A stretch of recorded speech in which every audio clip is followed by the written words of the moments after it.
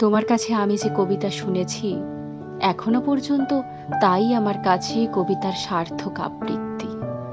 যদিও তুমি কোনো ভালো আবৃত্তিকার নও, মঞ্চেও তোমাকে কেউ কখনো দেখেনি, তোমার কণ্ঠস্বরও এমন কিছু অসাধারণ নয়, বরং তুমি অনেক সাধারণ শব্দই হয়তো এখনো ভুল উচ্চারণ করো।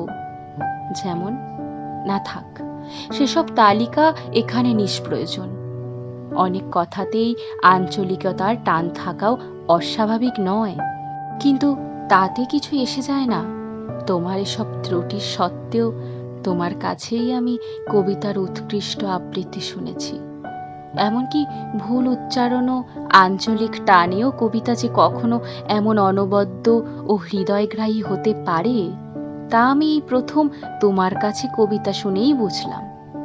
কবিতা যে কতটা আবৃত্তিযোগ্য শিল্প, আর কতখানি মন তো আকুল করা ভাষা, তাও আমি এই প্রথম প্রত্যক্ষ করলাম যেদিন তুমি আমার কানের কাছে মুখ এনে কবিতা শোনালে।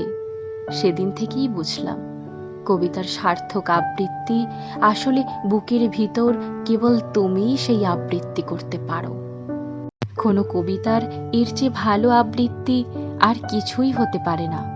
যদি সেই কবিতা তোমার মতো কোনো সহৃদয় পাঠিকা আবৃত্তি করে কবির কানে কানে, তখন একসঙ্গে 10 লক্ষ মৌমাছি বুকের মাঝে ওঠে গুঞ্জন করে। 1 লক্ষ প্রজাপতি এসে উড়ে বসে কাঁধে আর বাহুতে। আরো 1 লক্ষ পাখি একসাথে ওঠে গান গেয়ে। এর চেয়ে ভালো আবৃত্তি আমি আর কোথাও শুনিনি। যদিও তুমি কোনো ভালো আবৃত্তিকার নও, সেদিন খুব ভয়ে ভয়ে আর সংকোচে ধীরে ধীরে আবৃত্তি করেছিলে আমার একটি ছোট্ট কবিতা। তার সবটুকু শেষ করেছিলে কিনা তাও আজ আর ঠিক মনে নেই, কিন্তু এটুকু মনে আছে, এর চেয়ে ভালো আবৃত্তি আর কিচ্ছু হতে পারে না। তোমার সেই সলজ্জ গোপন আবৃত্তির মধ্যেই সম্পূর্ণ ও সফল হয়েছিল কবিতাটি। কবিতা বাঁচে ভালোবাসায়, কেবল ভালোবাসায়।